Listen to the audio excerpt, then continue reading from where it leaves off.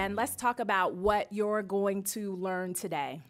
The first thing we're going to talk about is how to prepare a social media report, how to identify report end user personas. So who is your report going to, and how does your audience impact how you shape your report? Next, we're going to talk about the 5 elements to making a report credible. So a social media report should do a lot of things, including reporting out on metrics, but the bigger objective of creating a social media report is about establishing you as your organization's subject matter expert and showing that the work that you do or that you oversee is actually helping to move the needle. And so we want to make sure that your reports are credible. Next, we're going to talk about how to specifically incorporate those 5 elements into your report or your next report. How to then socialize reporting in your agency, right? So everything we do today is not only about establishing yourself as a subject matter expert, but also making sure that it is accepted or at least embraced, right, with leadership. And then lastly, some tools to help you with your next report. So I have been a social media manager. I'll talk a little bit about my experience. I've led social media. And so I often, the tools I'm sharing with you are things that I use and that my team uses to make sure to produce reports quickly. So what you'll need today? We talked about what you're going to learn, but what do you need in order to really get the most out of this class? So the first thing I already mentioned, please go ahead and pull out some pen and paper or pull out your computer if that's the way you take notes or if that's the way you're going to be able to work through some of these exercises. Next, have an open mind. People either really like social media or they really don't like social media. And so today, I'm just asking that you have an open mind that social media can be an integral part and should be an integral part of how you communicate with citizens, how you're communicating your key messages, and that it can be effective. Next, a willingness to share. So in the digital space, we have something called digital shaming, right? If you have an iPhone versus an Android phone, if you have the latest phone versus not having the latest phone, but that is not conducive to learning, right? So I can't help you if you don't admit what you don't know. Right? So this is a safe space. What happens in here stays in here, except when you report out about how awesome this was. That's the only part you're going to share. But everything else, right? This is a safe space. So there are no stupid questions. There are no things you should just automatically know or assume, right? This is a place to share and participate. And then lastly, ask lots of questions. Ask as many questions as you can, especially if you don't understand, because it may benefit the rest of the room. So I'm going to talk a little bit about myself, and this will be the last time. Again, my name is Sabrina Merritt, and I am the CEO and founder of October Social Media. We are a social media marketing agency. We specialize in social media solutions for brands and government agencies. What does that mean? That means that we do social strategy, social advertising, and content, and all of the outputs that you're used to.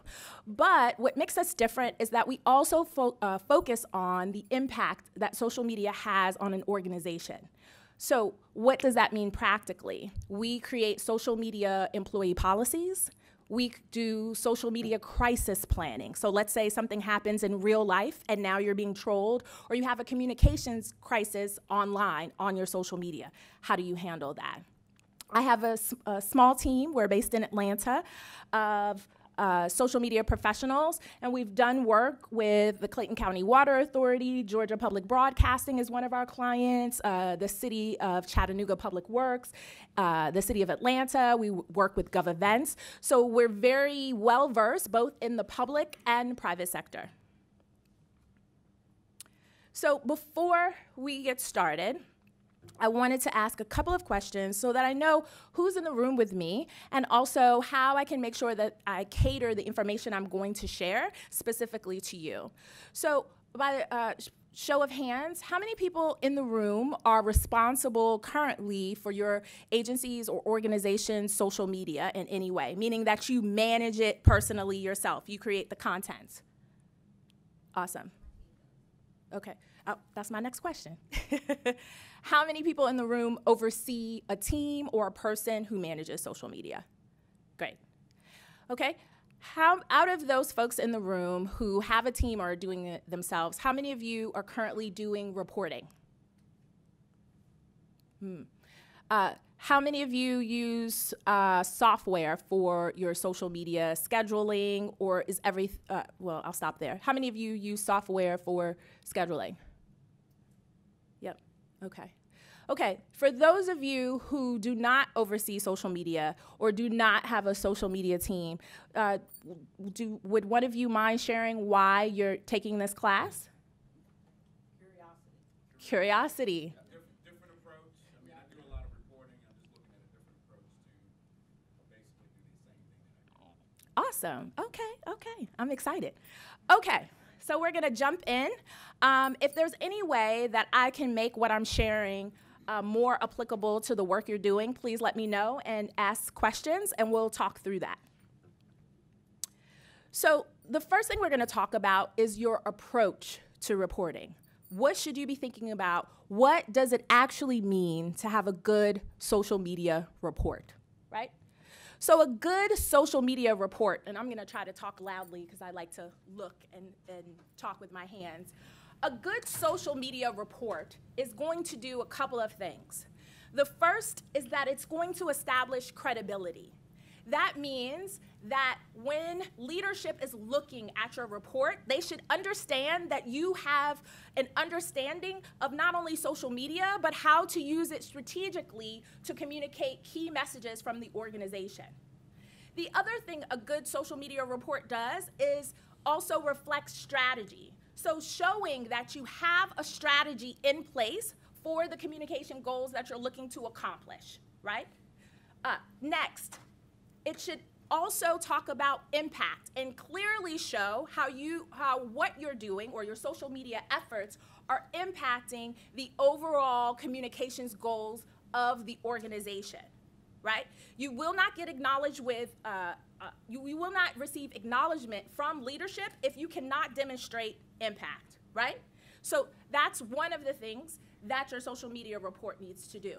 Once you have shown that you have strategy, that your strategy is making an impact, you will gain credibility and then organizational support.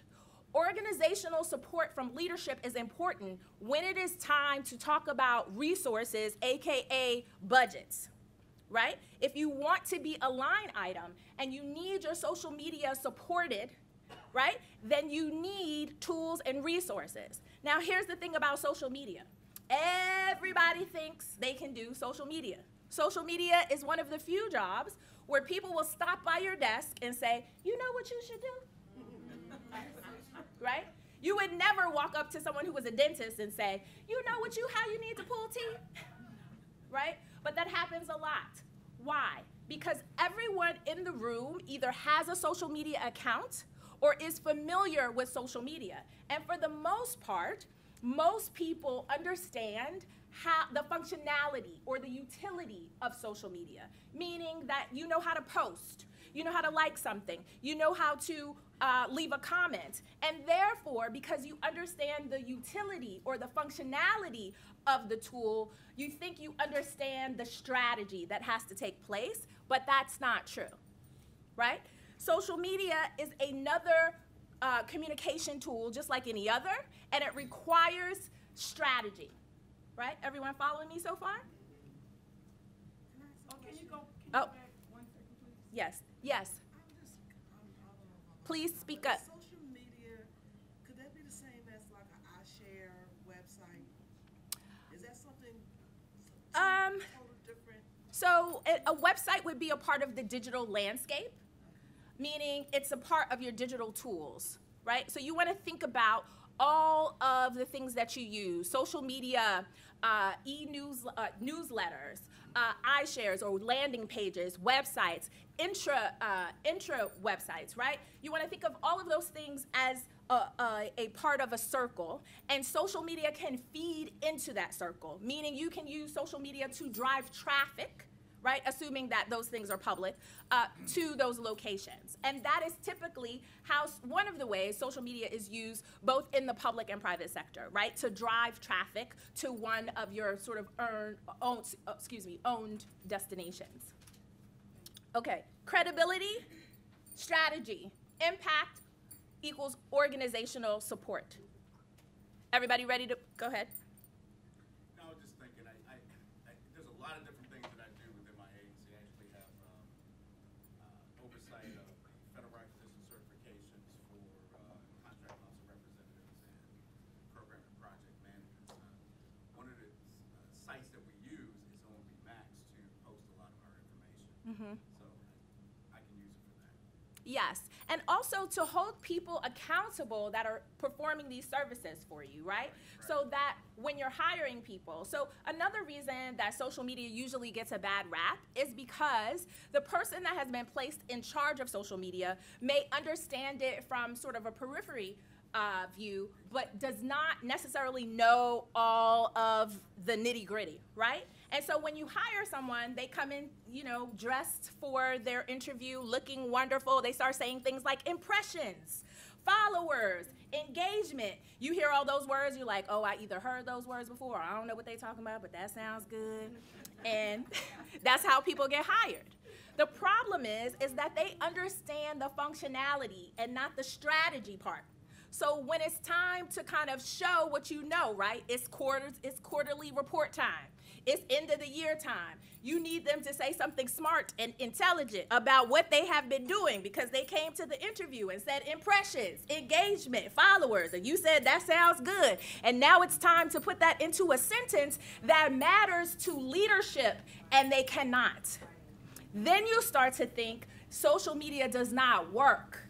That's not what's happening. What's happening is that you have to make a sophisticated hire. You have to hire someone that understands the utility and the functionality paired with the strategy of communications. Social media is just a medium. It's just a tool to disseminate messages. It is not this, I know it might feel intimidating, but that's all it is. Right? There used to be a time we mailed everything, we were into print, we just moved to another medium, or we added another medium, right? But that level of sophistication and professionalism that you need, you still need that, right? Otherwise, when it's time to put together your report, you're like, oh Lord, what are we gonna put on this slide? Okay, just what numbers do you have, right? And that's how we end up here. Are we good to move on? So now that we know what a good report actually is, here is my approach, right? The first approach to putting together a good social media report is all about transparency. If you want to be considered credible, right, you can not only report on the things that have gone well, right? Oh, here's this report that I give you every month about how I'm a genius, you're welcome, right? That's not what we're looking for. We want to know what went well, right? What worked? What didn't? Why didn't it work? And what are we going to do about it, right?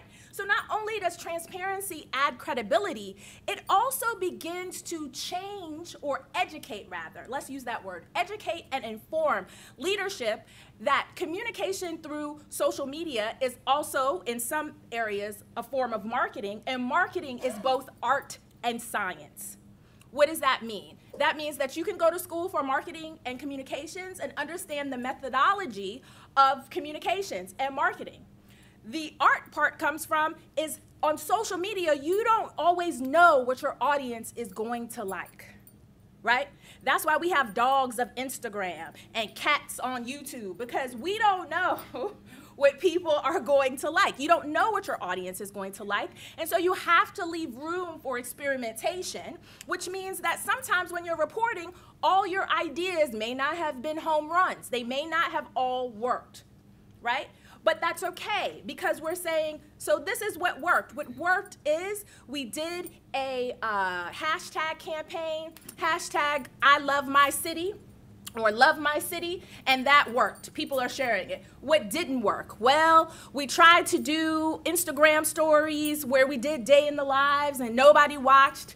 Why didn't it work? Well, we don't think the people that follow us, maybe they don't participate in IG stories. That's why it didn't work. What are you gonna do about it? We're gonna stop doing IG stories and put all our focus on hashtag campaigns, right? So transparency, yes. Pound sign. So what does that mean? So for those of you who may not know what a hashtag is, we used to call it, because I'm on the fence of being young and old, is what we used to call pound sign on the phone, right? A hashtag is just an aggregator. So hashtag soap. My kids are old, but I don't know what they. I'm going to tell you right now. So let's say you say hashtag soap, right? And you put that on the end of your post. You would hit that with your finger on Instagram or on Twitter, and it's going to bring up all the posts that are related to soap, where people have tagged hashtag soap. Okay, so That's all it is. It's a search term. Go home and show off. It's a don't pick soap. I was trying to pick something. Yeah, yes, and also be mindful about the hashtags you use, because you know the world is an interesting place and you can get led down. Okay. Right. Thank you. Disclaimer there. I don't want anybody getting in trouble doing things on their computer. Okay. Exactly. Thank you so much. No problem. So the next thing that a social media report needs is context. So a lot of times what folks will do is say, we increased followers. We have 51 followers. And the person you gave it to will be like, that's wonderful. We got 51 followers. Numbers do not mean anything without context. Is 51 followers good or bad? Have we increased from last time, or is that a decrease, right? So any numbers that you share need context. How can you give your numbers in your report context? By using past performance benchmarks, by using industry benchmarks. So what government benchmarks specifically around social media can you use? And there has been a challenge finding social media benchmarks, but I believe Hootsuite as well as Buffer, they have social media benchmarks that are specific to government. You have to put in your information, but they have white papers for that, right? Agency benchmarks. So if you haven't been doing reporting, but you're going to start doing reporting, you should begin to look at your numbers or your metrics month over month and then year over year. Are you doing better than you did last year? When it's time to talk about your raise, your department's performance, when you're asking for increases in budgets, you have to be able to talk about your performance. It's a lot more compelling if you say we're up 69% in engagement among our citizens or our constituents than last year, than to say we gained 51 followers, right? You also have platform benchmarks. So you can Google what is the average engagement rate of Facebook 2019 and get that information as well. Compare your numbers within the industry, within the agency, and we'll talk about how to use census information to compare that as well to your social media metrics. The last thing you want to do is make it simple. People in leadership, and you know, if you're in leadership in here, I'm not talking about you, but other people besides you, sometimes do not like to admit that they don't know things, that they don't understand what you just gave them, and it is not our job to point out that they do not understand. However, if you know that when you hand over your report to leadership and they look at it and they do that blink, blink, blink, blink, oh, that's good, I'll take a look at this later. Or you email it to them and you never hear anything about it. They want it every month, but nobody ever says anything to you about it. Chances are they don't understand it, right? You cannot be acknowledged or rewarded for things that your leadership does not understand. If your leadership does not understand it, they will never be an advocate for you in the rooms you're not in, right? So when it is time to discuss budget, discuss team, right? Any of the tools and resources, when they're in the room without you, they are not talking about you, right? Or at least this aspect of your job, because they don't know what you do, right? So you want to make it as simple as possible. Use language that is specific. Use imagery and color coding wherever you can, and put the most important information up front, right? Now, I have worked as a social media professional both in the private and public sector, as I said, and I know that most of my clients don't necessarily understand what we're doing. They know they need it. I keep hearing about this social media. We need it. Can you help us, right? That's how I get there. What I do know, though, is how leadership befriends you. How I keep getting hired over and over again is because I make it very simple. Everyone has someone they have to report up and out to, right? Within the organization, and then sometimes to the citizens we serve, right? What I do is create a slide that is strictly for copy and paste without saying, I know you don't know what the rest of this report says, right? So what we're going to talk about a little later is how you can create that slide in your report, right? And then give the instruction to leadership. Hey, not I don't know what this, I know you don't know what this says. I know you're busy. I know you're busy going in between meetings. You know, the next meeting you have where you need that report, just copy and paste this slide, right? What else does that allow you to do? Control the narrative. Do you want somebody else talking about what you do? No. You don't want leadership in a meeting making up things, right? And then somebody come up to you and be like, so we got a million followers. What's happening? Right? So you want to make sure that you control the narrative. And so giving them something they can copy and paste allows you to control the narrative and gives leadership something they can drop into their reports right away, but also gives them talking points. So now that we've talked about what makes a good report, the three-prong approach to thinking about your report: transparency, context, simplicity. We're going to talk about the audience that your report goes to. So social report user personas. So we have 4 personas here. First, we have the skeptic. Anybody here? Assuming you're not sitting here with your team or your boss. Anybody here have a skeptic around social media? Are you yourself a skeptic? You're here, but are you in here like, giving me the side eye? Are you a skeptic? Doesn't believe social media is an effective tool for communication.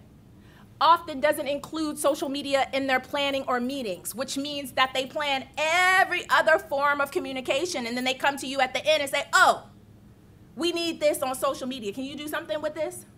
Speaks flippantly about or disregards social media's impact, claims they just don't get it, has no interest in social media, often downplays or rejects any ideas you have, believes social media is too much of a liability, it's too risky, I don't want to share this information, I'm not sure what to share, so we're not going to share anything, and thinks social media is for young people. I've heard that.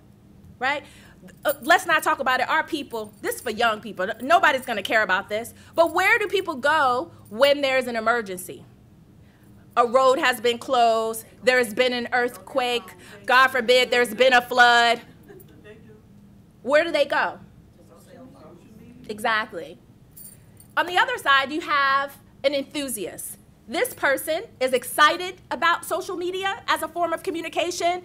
They often want to learn about social media innovation. They'll come up to you and say, oh, I saw this cool thing that you can do on Instagram, or this cool thing that's happening on Twitter. They're open to new ideas. They enjoy the opportunity to communicate with constituents or citizens. They want to know what the comments say. What are people saying about this new initiative or something new that we've launched? They give praise to the social media team, right? And they also have an interest in social media performance. So they may not always understand all of the metrics, but they are excited about finding out what's happening every month. And then they're just interested in digital technology overall. So they're often talking about how can we be more effective in automation or using tools that are technology-based. when you have a skeptic or an enthusiast, usually they fall between a beginner and an intermediate person as it pertains to sort of their social media savvy, right? So a beginner doesn't use social media often or at all, doesn't necessarily understand social media jargon, understands social is important, but doesn't know how it should be used by the agency, isn't familiar with social media metrics, believes that social media, that executing social media is tactical work and not strategic. And that's really important. If you think that social media is tactical and not strategic, those are the folks that will still, even though they want something on social media, will come to you and give you a PDF and say, can you put this on social media, which you cannot, right? So thinking about social media as a last sort of resort, and then doesn't understand social media's full potential. So they want to be on there, but they don't really know the fullest extent of how it can be used. Next is the intermediate person. So they post to social media, at least on one social platform on a regular basis. They understand that social media impacts communications goals. They have a general understanding of social metrics. They follow and engage with other agencies. They're watching what other agencies are doing. This is an intermediate person. I don't have expert on here because if you are managing social media or your team is managing social media, you guys are the social media experts, right? So even every attribute has their pros and cons, right? The intermediate person who does know something may think they know everything, right? But social media is forever changing. I actually have to read things every day, sometimes every week, to find out what new things are rolling out, what new things are going away, what new metrics are rolling out, what do the metrics mean, how are they counted, right? So even if someone uses social media on a regular basis and considers themselves to be a social media pro, that doesn't mean that they have the same information that I have when I'm doing it every day. Make sense? The things that you want to keep in mind is, where is your report going? Is it going to a skeptic, an enthusiast, and then is that person that's either a skeptic or an enthusiast, are they a beginner or are they an intermediate? As we move through the training, we'll talk about how to put together a report based on your end user personas. We're going to talk about preparing your strategy, and then we're going to move into an exercise. So we've talked about what you should be thinking about when you put your report together. We talked about transparency, context, simplicity. We talked about thinking about where your report is going and also how it's being used. So after it goes to leadership, is it going anywhere else? And what information is important to leadership, but also the other folks that they're sharing it with?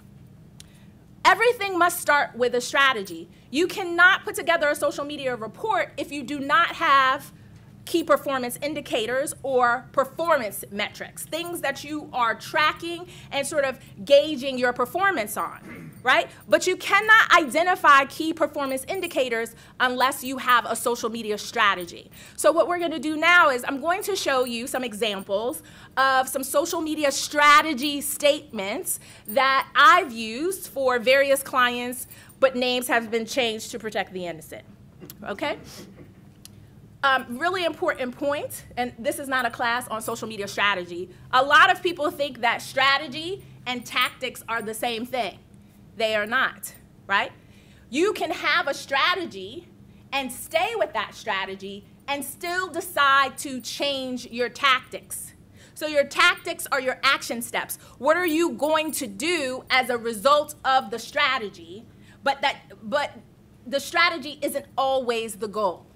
Depending on who you're sharing your report with, you may want to shape your strategy statement in a way that's a little easier to understand. So here is an example of a strategy statement for an agency or an organization. And I'm going to give you an opportunity to kind of put one together on your own. Even if you do not do social media and you're here for curiosity, you can do it for your own organization or take a guess. But it's important to start here. So For agency or organization, our strategy is to utilize social media to increase brand awareness, drive website traffic, and cultivate an online community of current and future citizens who view, and I put organization X there, right? So you would put your organization there, as the source for government and military event news and information. So you would change organization X, but also what that organization does, right? Some folks may view you as the source for a certain type of information, but the point is, you kind of get the point that this is our strategy. Here's another example. This is an example of a social media strategy for a specific campaign. So we do a lot of work around consent decrees and working with folks in public works who have to make some repair to water and therefore have to dig up various places in the community. The community is not always necessarily happy about that, and so they will call in a marketing firm or a social media firm to kind of put together social media messaging to educate and inform citizens about what is happening in their community. They may do this on Facebook, Twitter, Instagram. Nextdoor would be considered a part of the social media landscape, and this is where you would share the information. For this specific campaign and how we're talking about public works, but this could also be the mayor's office, or this could be the FDA, meaning that this isn't necessarily the main message of the FDA. We have a specific message that we want to push, and we've put together a strategy statement around that specific campaign or messaging. So this is to utilize City of Acme Public Works social media channels to amplify the City of Acme's Clear Acme key messaging in order to educate and inform Acme's citizens, city leaders, business owners, and key stakeholders about how Clear Acme impacts the community. That is the strategy statement, right? So let's say you do social for a political figure, and it's not an organization, but instead someone who is a representative, right?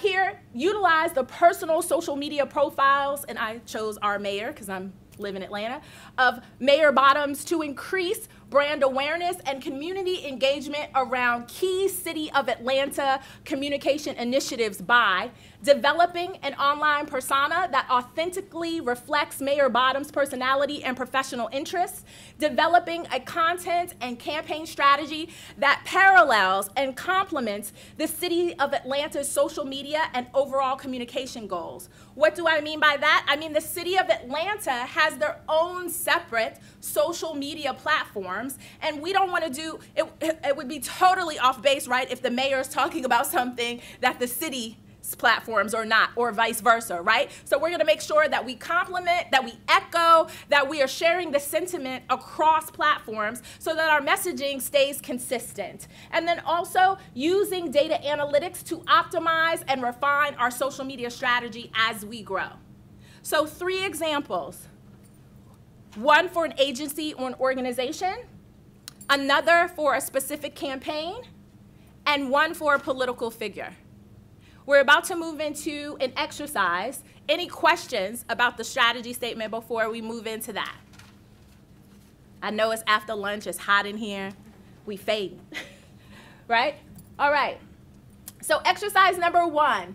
Identify your own strategy statement. And you can use this example as a guide, meaning you can fill in or change whatever you think needs to be here. I'm going to give you a few minutes to do that. And then I'd love it if we have a few volunteers to share what your statements are. What we're going to do is begin to build our own social media reports that will work specifically for you or your organization so that you're not just listening to me talk, but you're able to put it into practice. You'll be able to walk out of the door understanding maybe how you're going to start creating social media reports or changing the reports you currently produce. So I'm going to give you a few minutes to do that. You can also work in groups. As a matter of fact, why don't you do that? That'll help wake everybody up and talk to each other. So whoever's in your row, there's groups of 2 and 3.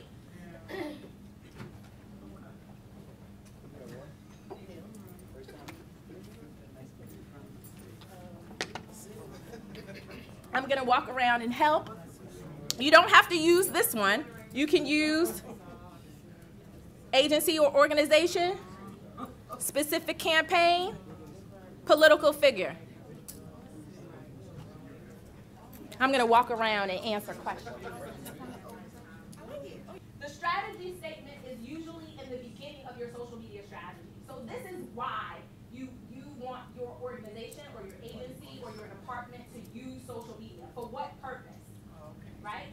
If we don't have a purpose, we can't track and measure it. And if we cannot track and measure it, we cannot be acknowledged for moving the needle or doing good work because no one understands or knows what we're doing. Why are we on social media? What are we trying to accomplish? And that's what this statement does. We're creating this statement because from this statement, we're going to identify metrics to track in our social media report, but we cannot do that if we don't know what we're trying to accomplish first.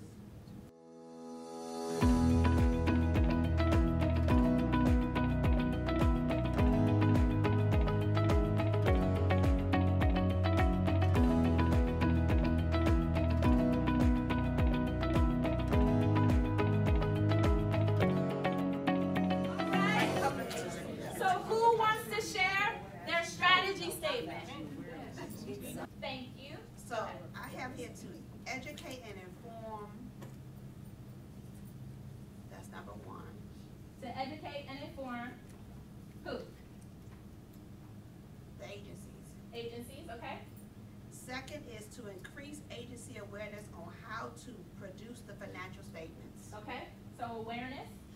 And then third is to provide a template for, can't read my own handwriting. That happens to me too sometimes. Well, the thing is, we want to provide a template so that they can know where to go to do the accounting correctly. Okay. So we produce publications, and sometimes agencies don't know where to go in order to complete their statements correctly. So if I had a template to say, like if you put in property and equipment, you know, for property and equipment, you go to, you know. This person, this Yeah, resource. yes. Gotcha. Yes, yes. Okay, so let's talk about this statement really quickly, and then we'll take a few more. So to educate and inform, the things in your strategy statement should be a little bit, I don't want to say vague, but they need to be less tactical. So educate and inform is right. That's, I don't want to say vague, but broad enough where we can put some tactics underneath that, right? Correcting pain points would go under educating and informing, right? So when we talk about strategy, we're going to educate and inform. When we talk about tactics, we're talking about how. Okay, yes, yes. Right? So how do we educate and inform? We're going to create content that speaks to common pain points, Yes. right? How are we going to increase awareness? Usually increasing awareness means that either the agencies or folks that should know don't know that you exist. And I'm going to give you a cheat code, and we're going to talk about this. Most of the time, especially in the government space, you're educating and informing, and you're increasing awareness because most of the time, either citizens or folks within the agencies themselves do not know, right? They don't have the information that they should.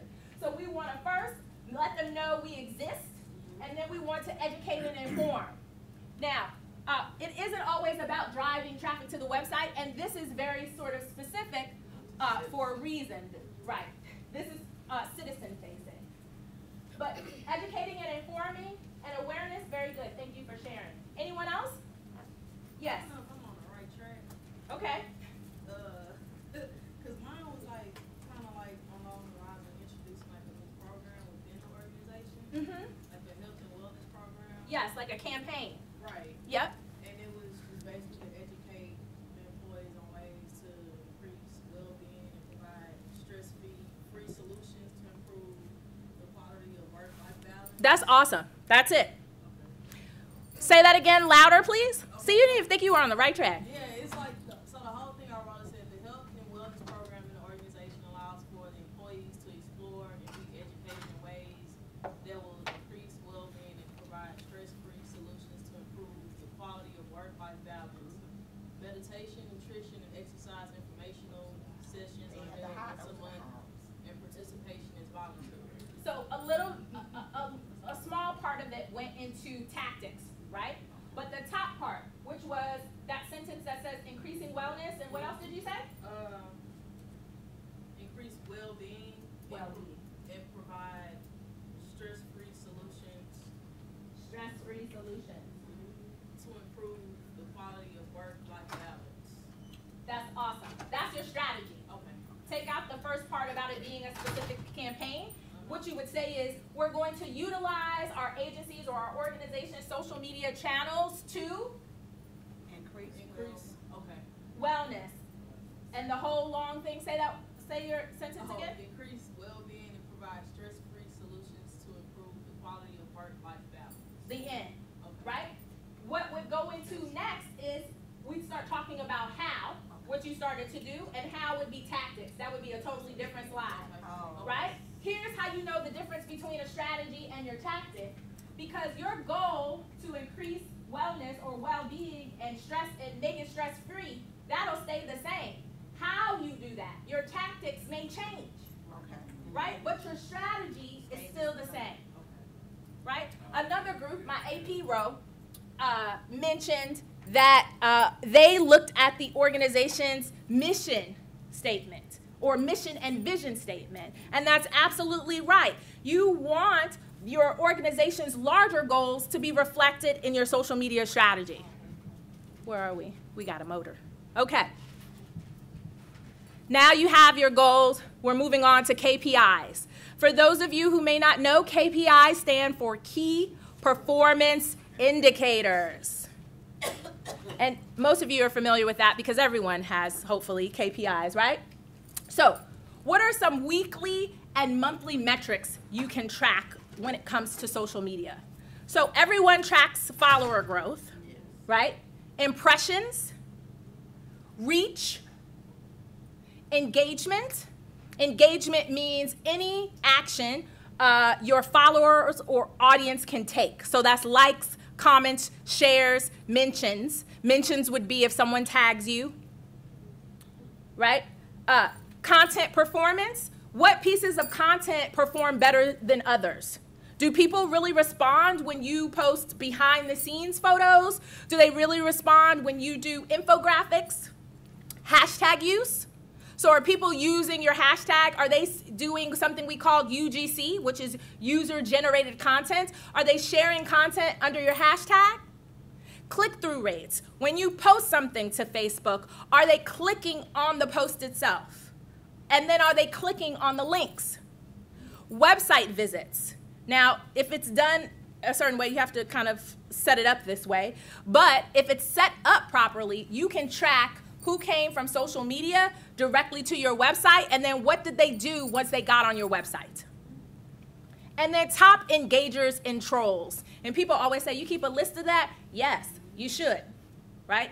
If you have someone that is always trolling your social media accounts, you should definitely keep track of who that person is and their handles. Even, you can't necessarily block people or delete their comments, right? Because that falls under the Fair and Open Information Act and people's amendment rights, but you can keep a list of who those folks are so that inside of your organization, everyone is aware, like, oh, it's Bobby. Bobby says every 2 days, he hates the mayor. Don't get alarmed, right? Top engagers and trolls. Another metric you can track, or set of metrics you can track on a quarterly and annual basis, is follower demographics and psychographics. And this is where social can really make the difference when we're talking about constituents or your or citizen engagement. So who is following you? Do you have mostly men following you? Do you have mostly women following you? Where are they located? Social, we all know this, Facebook has all our information. Yeah. And some of it they share with us. And so you can go right now under Facebook Insights and find out this information. A lot of times, if you're reporting out on social media, chances are you aren't sharing this information with leadership right? And so they begin to look at followers as just some sort of social media metric, and they do not relate it to constituents or citizens, right? And that is where the disconnect is coming from. You can also talk about follower influence. So do you have anyone that's following you that actually has a large social media following, or has a community that they're influencing with their thoughts and opinions? Specific month-over-month performance, an uptick of loss of followers, or an uptick in loss in engagement, an uptick in loss in link clicks. So was there a new bill, amendment, initiative launched, and then you lost a bunch of followers? Or was there a new bill, amendment, initiative launched, and you received a bunch of followers? Right? Having that information and how helps you to understand how your audience is responding to the information that you're sharing, but also how your social media audience is responding to things that are happening in real life. So I have a question. Sure. So like I said, I'm not the person that does any of this, but I know when we publish publications and we get a list of saying it went out to 7,000 whatever people.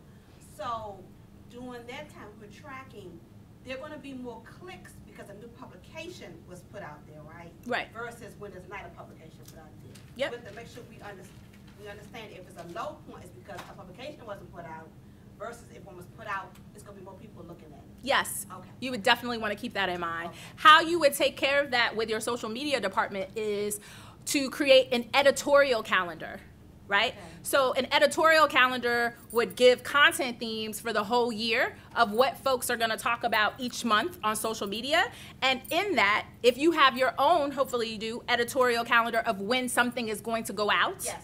Yep. Then you would share that with them so that they can be mindful of the fact, well, we know we had a newsletter go out, right? Or we know we had this publication go out, and so we saw an uptick, right? What you may want to do is capture the metrics so you can compare, right? Because maybe some publications received better clicks than others. And they do. Right. And so then you can keep that in mind. How you can use that information to influence your social media. So this publication got more clicks than this publication. So what we're going to talk about on social media is the publication, the content that was in the publication that got the most clicks. Right? So this is how it all works together. The other metrics you can consider is email analytics, website analytics, customer service analytics. So if you work in an agency that has customer service as an element, right? Are things getting resolved more quickly? Social media can help lessen the amount of calls an agency can receive if your content is addressing pain points. If your content is about educating and information, you know no one ever knows when this is due, but it's always due the same time every year. You think people would know, Right. They don't know. Let's put it out on social. You might notice that if you time your content right, and perhaps you decide you want to put some advertising behind that, and you advertise that messaging, you'll be able to correlate. So we got less calls than we did last year because we did a campaign on when your taxes are due. Right? And that's how you begin to connect the metrics. You can also, some other metrics to consider are if, probably not the case here, but for Facebook groups and events, and then social listening analytics, right? So just kind of using outside software, Brandwatch, which used to be Crimson Hexagon, or using Hootsuite or Sprout Social. They have a few listening tools within that software to find out what are people saying about your organization. Do they like it? What things are they complaining about? And then using that information, right, around keywords, specifically based on your organization to say, people are complaining about wait times. People are complaining about they don't know who to go to for help. So we're going to create a campaign that specifically addresses who to talk to, right? We might be able to decrease wait times on the phone by helping people figure out who to call correctly the first time. So here is how you identify what social KPIs to track. I'm going to use your example again. I'm sorry, I'm making you read. Okay, we're going to utilize social media channels for Decrease well-being and provide work-life balance. Got it. So we're increasing well-being. We're providing stress-free. How are we going to do that? Your thought was to create a program, right? Right. So that would be one tactic. What's another thing we could do? Increase wellness. We're talking about within the agency or itself, right? Classes? We could do, ooh. That's a grasshopper. I mean, that's a cricket. Oh, okay. I was about to take off running. No, it's a cricket. Okay. Wait a minute. I'm sorry, you're from New York, right? I am. Not at all. I don't do any of those. So what about classes if they have? That would be a tactic as well. Let's talk about online, though, because we're talking about a program. How could we do something online that would increase wellness, well-being? You can have like, utilize maybe like an email blast or something. What about surveys? On the website, We could do surveys. like facts. Where your bag? Yeah, Oh. we need to kill that, though, this gonna go home with you. It's happened. Yeah, that's the one that does. Oh, it's not going to go home with me. Don't worry. Yeah, that's a cricket or grasshopper. It is. It's happened. I'm not a... It's a cricket. That's fine. It's a whole bunch of crickets around. So, If you have like a wellness coordinator, maybe you get them every week to get on Facebook and go Facebook Live and talk about a discussion. yes, she's a social media person. She knows what to do. Exactly, right? Or you may... maybe you do something in real life, like how they have the early morning workout sessions here, but maybe you Facebook Live the workout session so people can work out at home, right? So thinking about how to take things digitally and then attaching goals to them, right? So we talked about community awareness. If you're saying that you're using social media to increase community awareness around your organization, then what you're going to track is impressions, reach, and follower growth. Why? Because impressions specifically is a metric about how many times your content has been served or shown or shared on the platform. So that helps increase awareness. Same thing with reach, right? How many unique people have seen it, right? And then follower growth. A lot of people say that follower growth is a vanity metric. That can be true if we're talking about the private sector, right? In the public sector, though, nobody's following you because they think you're sharing recipes, or because this is, you sharing the latest outfits, right? So you want as many followers as possible, because if someone is following you, it is a citizen, right? And they're interested in the information you have to share, right? Or another agency, right? The other goal that usually comes up a lot is agency authority. What does that mean? Agency authority is akin to what you would call brand authority in the private sector. What does that mean? That, let's say we're talking about taxes, that our agency is the authority when it comes to this information. I don't want you going anyplace else. I don't want you bringing up H&R Tax Turbo to get information. You need to come here. And I want that when people think of their taxes, the first thing they think is, I'm going to go to the IRS's social media and find out what's going on, and not TurboTax. Right? So when you're sharing information, you want to establish agency authority, meaning that your agency is the expert, is the epitome of information when it comes to this topic. The other thing, we're always looking to educate and inform. Whenever we share information, it's because we have to tell people about something that's going on. We have to inform them on how to complete something. And so, let me go back to agency authority. When you're talking about agency authority, again, impressions come into play, but also click-through rate. So when you share something to educate and inform people, are they clicking on it? Right? Are they interested in what you're sharing? Is it valuable? Are they engaging with it? Right? So even bad comments can be good because people have seen it and said, you know what? I disagree with this, but they read it. Yeah. They know about it, yeah. Right? Mentions, so they're tagging you. Sometimes that's not so good, but at least they know you exist, right? They know that the IRS has social media handles. Right, same thing. Are you sending people? So when we're solving pain points, this is where you go to download this form. Are people actually going there? Are we seeing an uptick in traffic on specific landing pages? Are they viewing our videos? right? And then sentiment, which is all about keyword search around how people feel. Are they using good words or bad words to describe your agency, right? And they have a bunch of software that will help you kind of figure out sentiment. Well, not kind of, it'll tell you the sentiment, right? Whether it's good, bad, or indifferent. And then educating and informing, impressions, click-through rate, engagement, hashtag use, website visits, video views, and sentiment. So let's go ahead and identify a few of your social media KPIs. Which ones, according to your statement, right, would be important for you? So which metrics should you track in your social media report? Should you track follower growth? Should you track impressions? Are you going to track hashtag use? I'm going to give you just a few minutes, 2 to 3 minutes, to decide which metrics you're going to track. Well, no, our policy is the same as agencies, so that's, Click-through rate.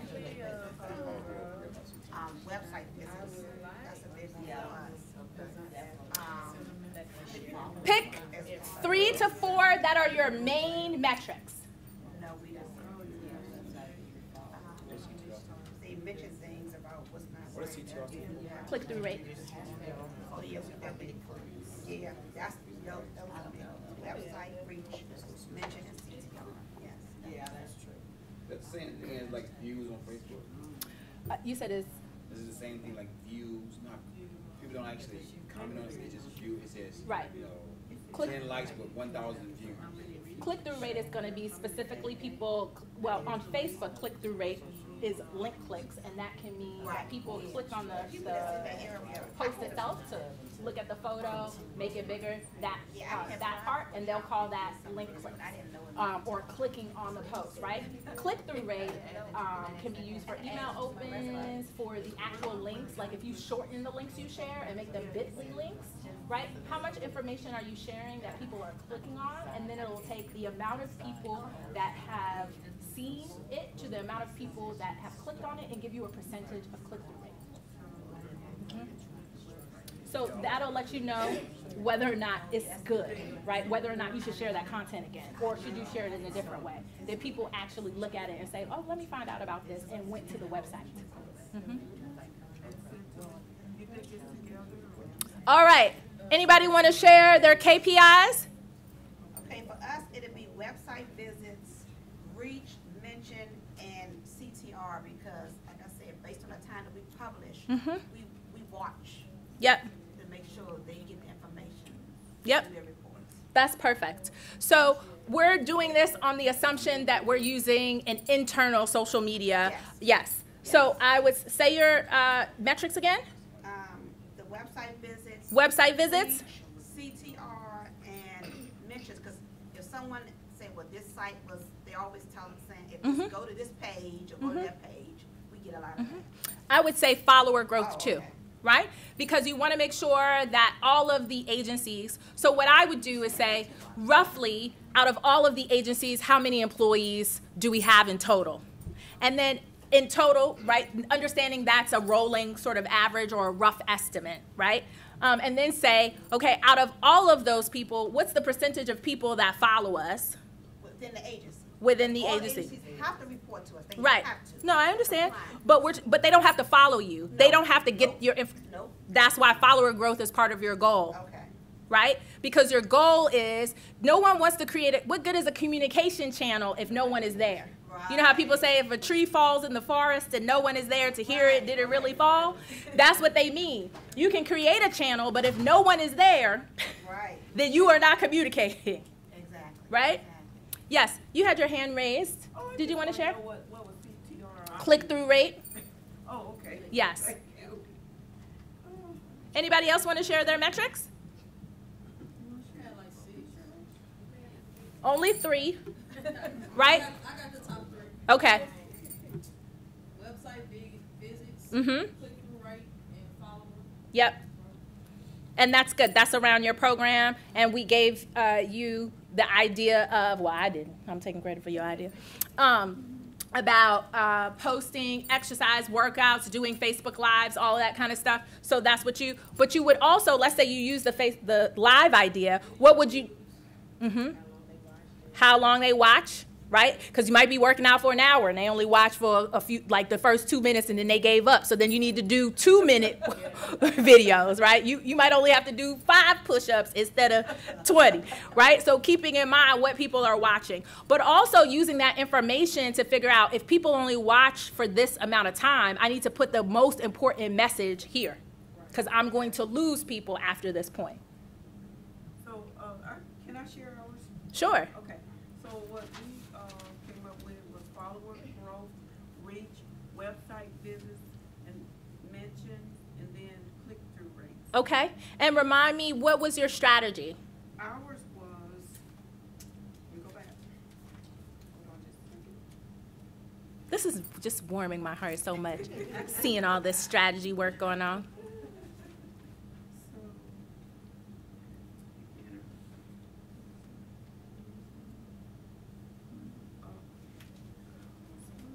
One second, I'm sorry. It's okay. Bunch of notes. I can come back to you when you're ready. Yeah, do that. Okay. Yeah, drive on. Okay. Tell me when you're ready for me to pull over. Okay, got it. Okay. So now we are talking about preparing your report again. Let's talk about cadence. So there's lots of different reports you can do, right? You can do a weekly report, which would be week-over-week performance.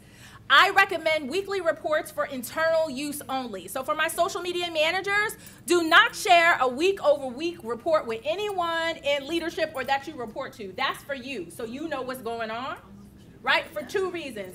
Reason number 1 is social media is erratic, and anything can be happening in the real world that will influence your metrics, right? Facebook could just go out, or Instagram can go out at it as it has done several times over the last couple of months. That will impact your metrics, right? The other reason is because you do not want to find out at the same time as leadership that your social media is not working, right? You want to know that ahead of time, which is why you just want to keep an internal week-over-week spreadsheet of the metrics that's important to you, so you can learn in week 2, this is not looking good. We need to come up with something in the last 2 weeks to make sure that I don't have to explain why this didn't perform well in the meeting, right?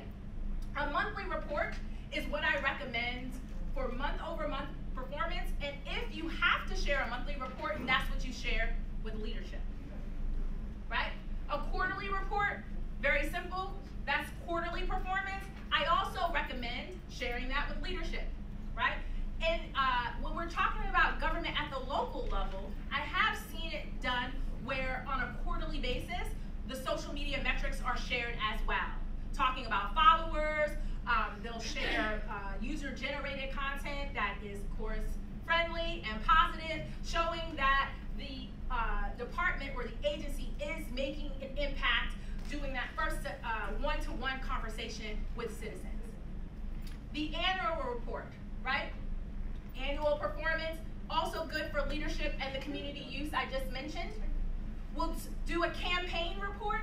So just like we talked about that wellness program that we talked about, that is around a specific initiative, which we would call a campaign, right? That's something we're going to talk about for an extended period of time, and then we're going to stop talking about it at some point, right? So that's a campaign, right? For the campaign, we would look at before and after. So what was your social media performance before, and how has the campaign impacted that after the fact? And then we might do a social listening report, and that's, again, where you're using software based on keyword search to find out what people are talking about. So now, how do you prep for your report? The first thing is you have to consider your social media strategy and your KPIs. You have to consider your reporting time frame. You have to think about your audience. Are they a skeptic? Are they an enthusiast? Are they a beginner? Is it intermediate? How do they like to communicate? Are they long-winded and down in the weeds? Or do they skim documents and barely read emails? Right? That's important to know. Right? Because you don't want the thing they skim over to be the fact that you need more money or you need another person in your department. Right? What story are you trying to tell, and how will it be created? Right? Will your report be a combination of software and manual or all manual? And finally, what can go in the appendix? Sometimes when we are reporting, we're over-reporting, right? And we're sharing too much information. We have a limited amount of time left, so I'm gonna go, and we're gonna skip an exercise and get right to some other elements I wanna share. Okay, can you hold that thought 1 second? Okay. And we'll come back. So the 5 elements to making sure you have a credible report, right? Meaning is, if this is missing from your report, leadership is probably not going to take it seriously. Is there social media goals and KPIs? Some form of month-over-month metrics. Remember, numbers need context to be taken seriously. So when we say we gained 51 followers, is that better than last month? Are we doing better or worse? Where are we in all of this, right? A glossary of metrics. Remember, we said that leadership does not always like to admit that they don't understand what they're looking at, right? Save leadership the embarrassment of asking you what things mean and give it to them. Put it in your report and put it in the back. Reference it and say, hey, you probably don't need it, but should you wonder how click-through rate is calculated, here it is. What it'll also do for you is remind you, right? Because it's in your report. The other thing is learnings and insights slide, which we're gonna talk about, and then benchmarks. And I'm gonna share these with you. So here's how we're gonna talk about, here's an example of how you can talk about your KPIs in your report. So this is for a public works client we had, and one of their communications goals was to increase water quality awareness. On one side, I put their goals. On the other side, I put the corresponding social media metrics. Why did I do that? Because I knew I wanted leadership to understand how their overall communications goals for the organization relate to what I'm doing in social media. And we made it very simple. Goals on one side, metrics on the other, arrow. Right? Arrow. KPIs for dummies. Right. But we never said that, right? We never mentioned that. We just put it right here. Think of me as the dummy. Right? Right? Here's another way you can do it. Now, this is specifically where we're talking about our social media goals. So maybe we have our own communications goals. These are our communications goals and our metrics, but these are our social media goals. This year, we want to increase impressions and reach by 30%. We want to increase follower growth across channels by 40%. You see, we have the goals up here, and then what it relates to at the bottom.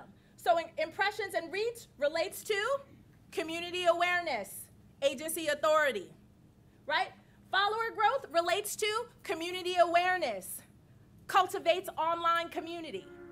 Whenever we're working with leadership, the #1 question we get is, so that's good that we got followers, but why are we tracking followers? Why we care about link clicks? Right? Easy correlation, arrows, big numbers, visual. Here's your copy and paste slide, your learnings and insights slide. What is the learnings and insights slide?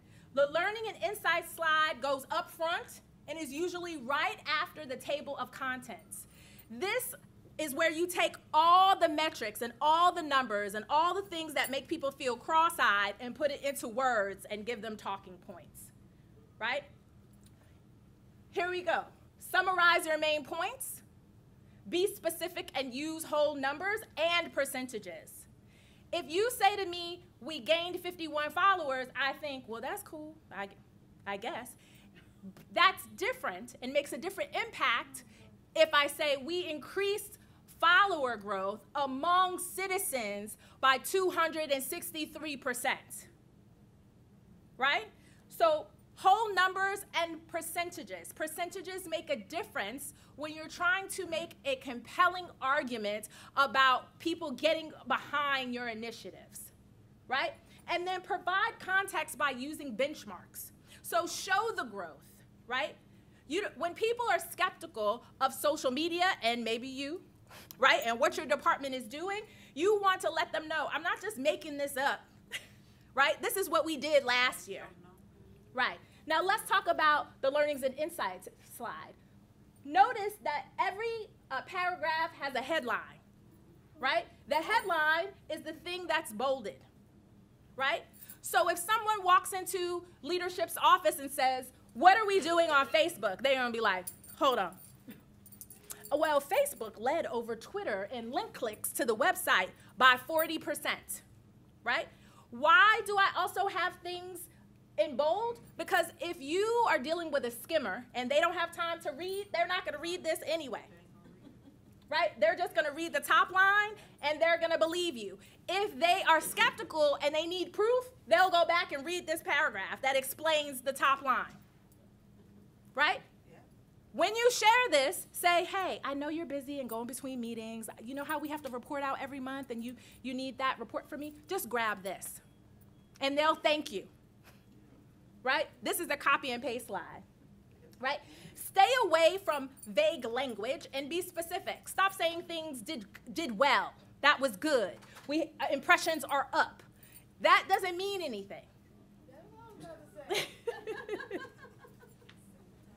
Right? Explain how metrics ladder up to your strategy. And because they don't fully understand, if the campaign was a success according to your metrics, say it was a success, right? Shape the narrative. Overall, a successful campaign. When people walk up to leadership, well, how did the hashtag? Oh, it was wonderful. It was a successful campaign, right? Talking points. They'll come to you later and be like, the campaign was successful, right? But right now, when they're on the line, they need to know the campaign was successful, right? How do you create your learnings and insights slide? You go page by page of the analytics and identify the highs and the lows. What went well, what went wrong, why, what are we going to do about it, right? Choose what metrics are the most important. Now, as communicators, you might want to know, well, they opened it, and then they looked at this picture, and then they made a right turn, and then they made a left turn, and then they went here. Nobody else cares about that, only you, because you put it together. It's your baby. Leadership only cares about certain metrics. Figure out what those metrics are and share those first and put them up front. I'm going to breeze through because I want to share something else. Here's an example of a month-over-month metrics. So what we do when we begin working with social media accounts and we're going to take things over, we begin to put all the metrics that we are tracking, and then we build out month over month. Notice this is in green, means it's up, thank you, by 7.8%. Green means good, red means bad. If you don't know what's going on and you need to look at something really quickly, leadership needs to look at this. They're going to look and say, oh, in January, followers were good, right? This also gives you a guide about what you need to talk about in your meetings. Here's our benchmark metrics. So here we go. Facebook, Twitter, Pinterest. Our measurements, what are we tracking? This is what we did this month. This is what we did last month. And benchmarks aren't supposed to roll, but when you're doing them month over month for the year, they're going to roll. So where are we? What's our benchmark? Very quickly, I want to talk about statistics and benchmarks you can use. So you can use population, demo and psychographics, government social media benchmarks, right? Specifically around reach, engagement, time spent online. So we used your example about doing Facebook lives, and we said we would look at views and also when people dropped off, right? But how would you know if your numbers are good? You would need to compare them to something, right? So you might Google average time spent watching Facebook videos for the latest average you want to put in 2019, right? To get that information. And then you have something to compare it to. Oh, okay, our videos, we're not that bad, or we're doing better than expected, right? You might also want to compare it to your agency. So then you start to keep track of your lives and your video views and say, okay, every time we do one, this is where we've been, right? here's an example of how you can use population to kind of relate to leadership about how you're moving the needle. So these are very simple numbers because math. Page followers. So a county has a population of 500K and has 15,000 followers on Facebook, right? What does that mean? That means that 3% of the population follows the page. How can you know that? Well, you can go to Facebook Insights. If you're looking and most of the people, if not all, live in that area, then it's safe to say that 3% of the population follows you on Facebook, and you can build goals around that. Do you see how that changes how you talk about who's following you to leadership? Because now we're not just saying that we have followers, we're talking about population, right? Citizens, right? So how many people in your area? How many people in the nation? How many people are following us? How many followers does the average agency social media platforms have? Right? So that's how you know if you're doing well. Next, audience insights. If 5,000 of the 15,000 followers are men and the population is comprised of 50% men, 2% of the male population follows you on Facebook. Right? So these are very simple numbers, again, just so that it's easy to understand. But that's how you can begin to use social media metrics to drill down into the population, right? In totality, who's following you, right? Also, what section, men to women? That makes a difference, right? Especially if you are using the social media or managing the social media platform of a political figure. How many men are following us versus women? That can also impact how you talk about the content you share, right? Potential reach. So Pew Research is a reputable research firm. They have tons of stats, information, benchmarks around social media reach. Their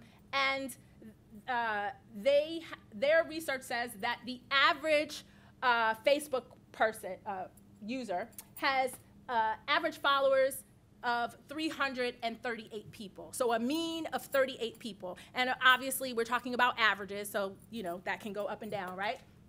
338 friends or followers. And your page, so if your page, this original page, has 15,000 followers, and the average person in your 15,000 followers has at least 338 friends, then your page has a potential reach of 5 million people. Because if they are sharing your information, right, they're talking about your information, which is all social networking is. It is us leveraging each other's network. Then your page has a potential reach of 5 million people. So when you're talking to leadership and you say, well, 3% of the population follows us, 2% of the male population follows us on Facebook, and we have an overall potential reach of 5 million people because the average follower that follows us has about 300 people following them, that's a different story, right? That's different from where we started. We have 51 followers. We gained 51 followers. Any questions before I talk about the glossary of metrics? We're almost done. We're going to end early. All right. So here is an example of a glossary of metrics that you would put at the end of your social media report, right? This usually goes in the appendix. I would also call this out to leadership along with the learnings and insights slides. Those are the two slides I always call out. Usually when I share a report, and I'm sure with you as well, we have a table of contents page where and everyone knows where every section is so you can refer to it quickly. It saves everyone the embarrassment, right? You didn't say they didn't know. You just supplied the information just in case they forgot, right? So what does it say? These are the metrics we're following. This is the definition, right, or the calculation, right, of total impressions, how many times it's been seen. Significance, it showcases the scale of social reach. Where did we get it from? So whenever I have a skeptic, they say, well, these numbers are cool, but where did you get that from? Facebook. Here it is. I got it from Facebook. Or I got it from Twitter. Right? So again, this gives you credibility. When you're sharing metrics, you're not just making things up. Right? I'm not just tooting my own horn. This is really happening. So now here's your report outline. This is what a typical social media report looks like when we create one for clients, for a campaign. We start with the table of contents. The second slide, it's usually either in PDF or PowerPoint form. The second slide is our social media goals and KPIs. I promise you, and this is for my social media managers in the room, if you did create a social media strategy and you shared it at the beginning of the year or mid-year, no one remembers what you said the goals were, and so you want to remind them, right? Then we have that learnings and insights slide. Why is that the third slide? Because if they don't read the rest of your report, they've seen that first, and that's all they need to see because that's the information you're telling them, right? Followed by month-over-month metrics at a glance. So that was that matrix that we made that showed January, February, month-over-month. Then we might have organic post-performance, and this might just be post because everyone doesn't do paid. But if you do paid, you're going to have organic posts and then paid. You'll have page engagement.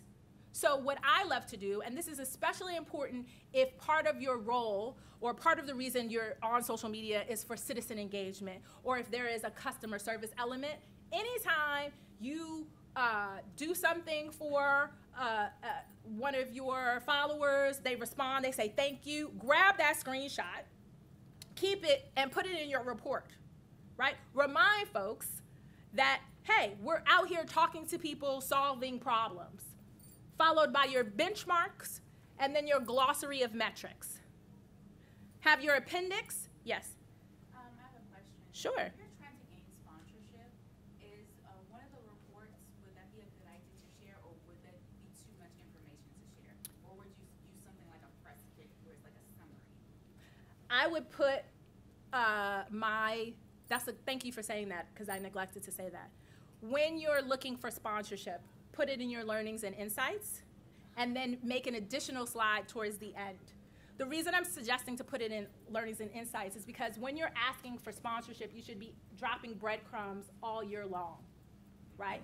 So when you don't want the big ask. It's like when you were a kid and you wanted a Christmas present and you knew that you had to finesse people around you or your parents. You don't start dropping hints about what you want for Christmas in December. You start in October, September, leaving things out. Same thing with your ask. You have to drop breadcrumbs, but you want to make a data-driven case for your sponsorship needs, right? So put that in your learnings and insights, and then you can have a summary slide that would go after, right? But you want to use the data to make a case. So what does that mean? You might say, well, why didn't this work? Well, we didn't have the internal resources that we needed, and so we are recommending that next year we have X allocated to, right? And that way, when you do your big ask, you can say, I'm so glad that we're having this meeting. As I've put in all of my reports, which, you so graciously, read as I've been saying, right? Because no one's going to admit that they didn't read that, and then they're going to go back. Okay, so this is what your social media outline would look like for a skeptic, right? So what does that mean? Someone who doesn't believe this is working, they don't have time, they're reading the report just because you send reports, right? You have your table of contents, your social media goals, your learnings and insights, and then everything else goes in the appendix. So if everything else is in the appendix, your report is essentially 3 to 4 slides. Right? It's the table of contents, and this is, when I say 3 to 4 slides, I mean outside of the cover page, right? So it's a table of contents. I'm reminding you of our goals. Here's our learnings and insights. Everything else, Month-over-month metrics, glossary of metrics, all of that can go in your appendix. The other thing I wanted to point out before I address the question, which is put your name on your report. If you work in a large agency and your report travels and you work in a department, that means that other folks can be responsible or considered responsible not only for your work, but considered responsible as a source of information. The last thing you want is for someone in your department who has no idea what they're talking about to speak on behalf of something you've shared, right? So that not only gives you credibility, it establishes you as a subject matter expert. Okay, I know when I have a question about social, I need to talk to this person, right, about this report directly. We're gonna skip that. Last thoughts. How can you socialize this within your agency? Consider creating a social media council. So if you have a large agency and there are several departments with social media folks, or even folks in other agencies but also do social media, have a lunch and learn, go to lunch, get together, and besides commiserating about who doesn't understand, who's getting on your nerves, and why are you doing this, come together and establish yourselves as a council. Take initiative, right? In the council, you can do things like, let's all say we need to use reporting software or the same software. It's much cheaper, and everyone, this is government, we love to save money. It's much cheaper if we buy one piece of software with several licenses versus everyone having their own software. You also get representatives, right? So if we all have Sprout Social and we have 50 licenses, we won't just be calling the hotline. When we have a problem, we'll be speaking directly to an account executive because we're spending money, right? And that makes a difference.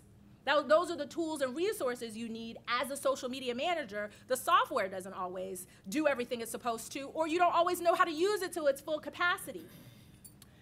Everything I taught you today, it seems like a heavy lift. It can be in the beginning, but what we're doing is creating a template that we're gonna use over and over again.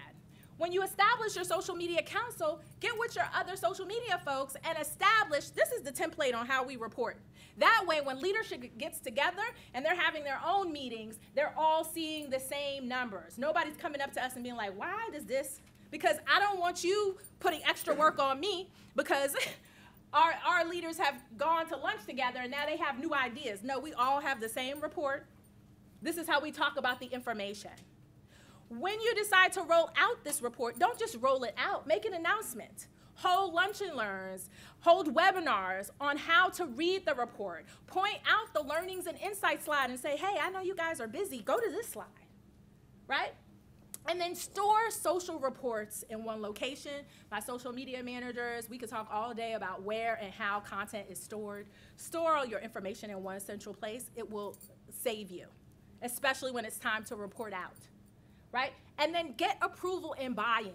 So go to leadership and say, I want to start a social media council for these reasons. Here is how it will impact what we're doing. Here is how it will change reporting. Did you know that 3% of the population follows us online, right? That changes the conversation.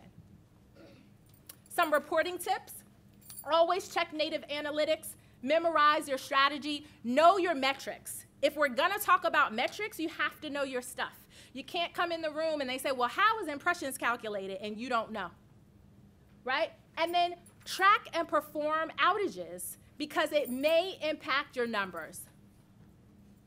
Here are some resources for reporting. You can take a picture, but I'm also gonna share this with you. I have some free gifts. Here's a testimonial that someone used all of these tips and it worked. Here's my contact information, but you also have it on those cards. My free gifts to you are this. If you email me, I will send you your own glossary of metrics that you can copy and paste. Everybody got a picture? No. Here's my other free gift. That's how to contact me. I have 2 free gifts. because I also have to run and catch a flight. Someone's here to sign your papers, though. Don't worry, I got you covered. Here's my other free gift. You can book a 15-minute free consultation with me directly. All you have to do is go to this URL, choose a time out of the days that are available. I know that you're here all this week. It's for next week.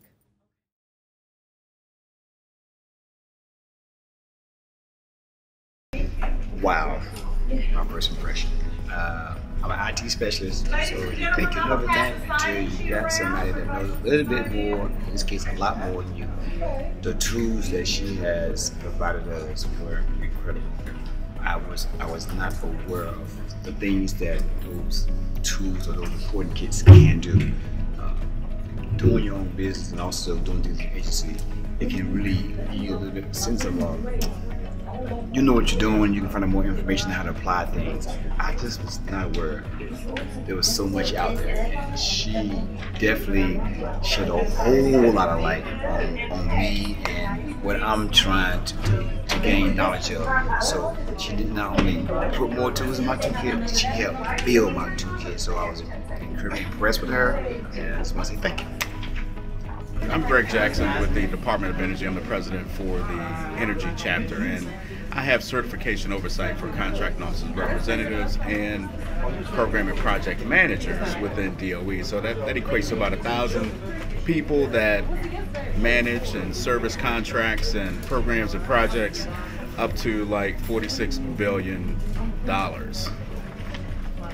I provide information to the contracting officers and program project managers utilizing the OMB Max. This class has provided me with more information to be able to not only get the right information out to individuals, but also to give them an opportunity to utilize the different tools and resources that are available through FAI and DOE, the Department of Energy.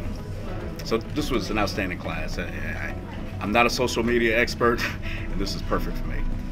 Thank you.